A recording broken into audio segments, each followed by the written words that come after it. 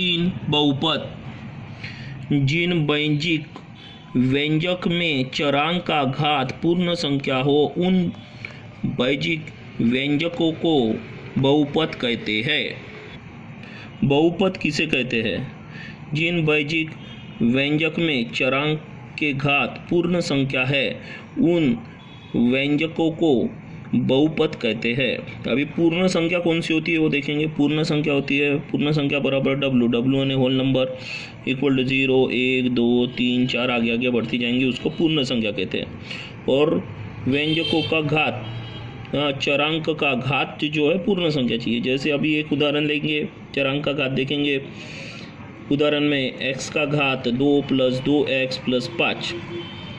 घात ने सबसे बड़ी संख्या, सबसे बड़ा घात कौन सा? यहाँ पे सबसे बड़ा घात 2 है, इस वजह से यह पूर्ण संख्या है। 2 कौन सी संख्या है? पूर्ण संख्या। देखो पूर्ण संख्या में आ रही है, इस वजह से यह बहुपद है। प्रश्न संग्रह 3.1 पहला निम्नलिखित व्यंजक बहुपद है क्या? लिखिए, स्पष्टीकरण दीजिए। यानी नीचे जो व्यंजक दिए हुए हैं, व्यंजक ने जो एक्सप्रेशन दिए हुए, जो गणित दिए हुए हैं, वो अपने को बहुपद है या नहीं है ये बताना और उसका स्पष्टीकरण देना है।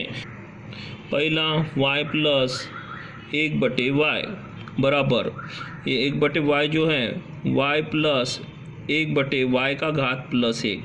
1/y, y का घात क्या रहेगा? +1 रहेगा। ये +1 ऊपर जाके गुना करेंगे 1 के साथ, तो ये क्या हो जाएगा? -1। तो इसी का मतलब क्या हो गया?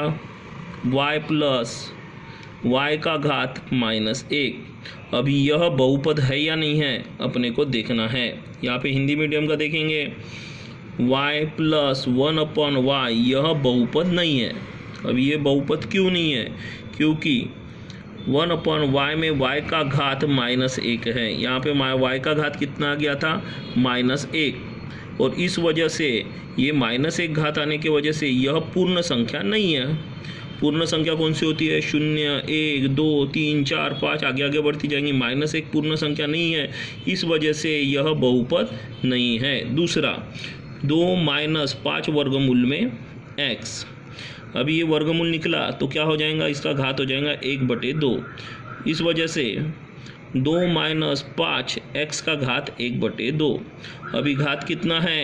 1/2। सबसे बड़ा घात देखेंगे चरांक का, चरांक का सबसे बड़ा घात 1/2 है। घात 1/2 यह पूर्ण संख्या नहीं है, इस वजह से ये हिंदी मीडियम में देखेंगे 2 - 5 वर्गमूल में x बहुपद नहीं है, क्योंकि 5 वर्गमूल में x का घात 1/2 है और 1/2 यह पूर्ण संख्या नहीं है और पूर्ण संख्या नहीं है, इस वजह से यह बहुपद नहीं है। तीसरा देखेंगे, x का वर्ग + 7x + 9। इसमें घात कितना है? सबसे बड़ा घात देखेंगे, यहाँ पे घात 1, यहाँ पे घात 2, तो सबसे बड़े घात कितना है? 2। तो घात बराबर 2 होने के वजह से यह पूर्ण संख्या है क्या? तो हाँ, यह पूर्ण संख्या है। इस वजह से x का वर्ग + 7x + 9 यह बहुपद है। ये बहुपद क्यों है? क्योंकि यह पूर्ण संख्या है।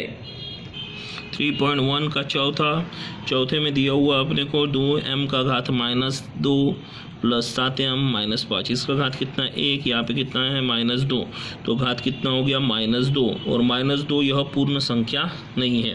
-2 पूर्ण संख्या नहीं है, इस वजह से यह बहुपद नहीं है। क्योंकि पूर्ण संख्या कौन सी रहती है? 0 1 2 3 4। यहाँ पे घात कितना आ गया? -2 आ गया। -2 पूर्ण संख्या नहीं है, इस वजह से यह बहुपद नहीं है। पाँचवा दिया हुआ है 10। 10 का ही मतलब क्या होता है? 10 गुना x का घात 0। अभी यहाँ पे घात कितना हो गया? 0। घात 0 होने की वजह से 0 पूर्ण संख्या है क्या? हाँ है, यह पूर्ण संख्या है और यह पूर्ण संख्या होने की वजह से यह बहुपद है। 3.1 का दूसरा, निम्नलिखित प्रत्येक बहुपद में m का घात 3 का गुणांक लिखना है। यानी m के घात 3 के साथ गुना करने वाली संख्या लिखना है। जैसे पहला दिया हुआ है a, पहले में m का घात 3, इसके साथ कुछ भी नहीं है, यहाँ पे गुना कितना रहेगा? 1। यहाँ पे m का घात 3, इसका गुणांक कितना है? माइनस वर्गमूल में 3। और तीसरे में देखेंगे यहाँ पे m का घात 3 का गुणांक कितना है? -2/3। तो अपने को यहाँ पे सिर्फ m के घन का गुणांक चाहिए। यहाँ पे m के घन का गुणांक, यहाँ पे m के घन का गुणांक और यहाँ पे m के घन का गुणांक गुणांक। यहाँ पे कुछ भी नहीं दिखने की वजह से 1 रहेगा, यहाँ पे माइनस वर्गमूल में 3 रहेगा क्योंकि इसके साथ गुणांक यानी गुना करने वाली संख्या, यहाँ पे गुना करने वाली संख्या -2/3।